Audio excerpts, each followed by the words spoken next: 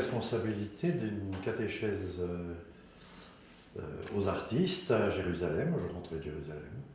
Et parmi les artistes, une artiste s'était convertie plus ou moins avec Marthe. Disons, elle était convertie à Paris.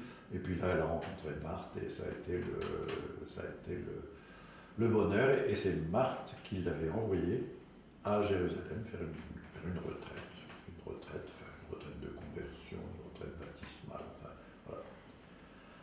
Alors, la retraite finie, rentrant de Jérusalem, je vais voir Marthe. Elle me confie une artiste à catéchiser. Je vais voir Marthe. Vous me l'avez prêtée, je vous la rends.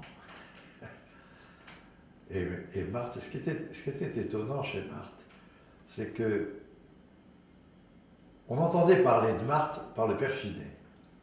Alors là, on arrivait dans les peurs et tremblements, hein, avec une procession et tout ça. Bon, on allait voir Marthe, c'était pas rien.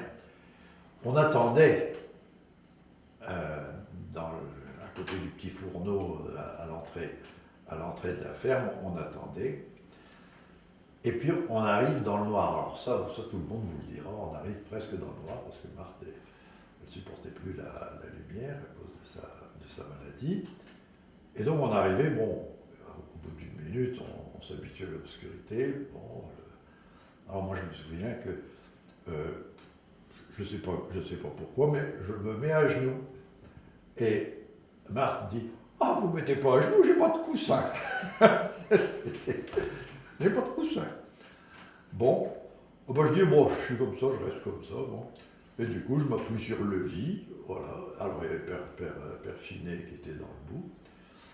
Et puis moi, j'ai dit, écoutez, Marthe, qu'est-ce qu'on fait? Voilà, cet artiste est converti, maintenant, qu'est-ce qu'on fait? Et alors, moi, me vient l'idée de dire, dans le fond, il pourrait peut-être entrer dans les foyers de charité, je sais pas. Et le nom de cet artiste, c'était Colibri. Et Marthe qui explose et qui me dit, vous allez mettre votre colibri dans une cage. Elle m'a dit ça. Alors, je comprends que je n'avais pas eu la bonne idée. Alors, je lui dis, alors qu'est-ce qu'on fait? Oui, qu'est-ce qu'on fait? C'était étonnant. Marthe répondait rarement aux questions. Mais on avait l'impression qu'on pouvait tout lui dire. Alors je lui dis, oui, qu'est-ce qu'on va faire? Peut-être aller faire de la théologie. Eh bien, c'est ça. Et on va dire, je vous salue Marie. On dit, bon, je vous salue Marie. Ça, c'était classique. Hein. Il y avait toujours un petit je vous salue Marie au milieu des grandes discussions. Et puis après, voilà, notre artiste est parti à faire sa théologie à Fribourg. Voilà ma première rencontre. Voilà. Alors après, on est revenu, évidemment, quand la retraite à Fribourg quand les études à Fribourg étaient finies, qu'est-ce qu'on fait, etc. Voilà. Voilà ma première rencontre. C'est simple, hein? Vous me demandez qu'est-ce que moi j'ai ressenti, j'ai vécu, etc. Mais je ne vous dis pas ce que l'autre artiste a vécu et ressenti. L'autre, c'était un feu follet.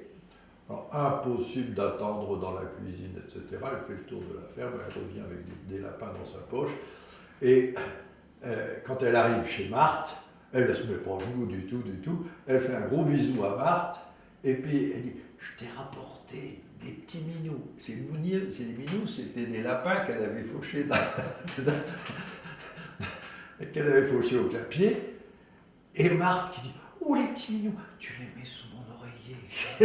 ça c'était à mourir de rire, comme si elle voulait se cacher du père Finet, qui n'en ratait pas une, et qui se marrait comme il pouvait. Bon. Voilà, c'est tout simple. Alors qu'est-ce qui fait que dans une simplicité comme ça, chacun se sentait rencontré? Alors ça, pour moi, c'est un grand mystère de Marthe. C'est que je les ai entendus une fois discuter, cet artiste-là et Marthe. L'artiste revenait des États-Unis. Et elle racontait à Marthe ce qu'elle avait vu. Et Marthe lui répondait, mais comme si elle se promenait avec elle. comme si elle était à New York avec elle. Alors ça c'était étonnant. Je me dis, mais pourtant Marthe, elle n'a pas été à New York en fait. Comment elle peut être en si parfaite symbiose avec cet artiste? Alors je l'ai vécu aussi pour moi. Moi, j'ai jamais connu ma mère, elle est morte, j'avais 1 an et demi. Premier mot de Marthe, bon, eh bien, voilà, je serai votre maman. Et je serai votre maman jusqu'au bout. C'est étonnant, c'est étonnant, c'est étonnant. Et à la fois, capable de vous faire comprendre que votre vie doit changer d'une certaine manière. Parce que quand l'artiste est revenu d'avoir fait ses études à Fribourg, moi je suis revenu dire maintenant qu'est-ce qu'on refait? Qu'est-ce qu'on fait? Et elle me dit à ce moment-là ce qui a été le cœur de ma discussion avec le grand professeur Barthélemy de Fribourg, qui me disait, si j'avais la chance d'avoir des artistes comme vous avez, je ferais ma recherche à mi-temps et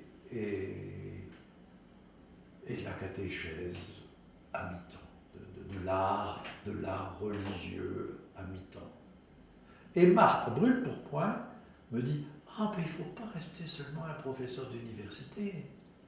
Hein, je suis exégète de formation, j'ai fait plusieurs universités, et donc ma vocation c'est d'être prof d'université. D'ailleurs j'étais prof d'université.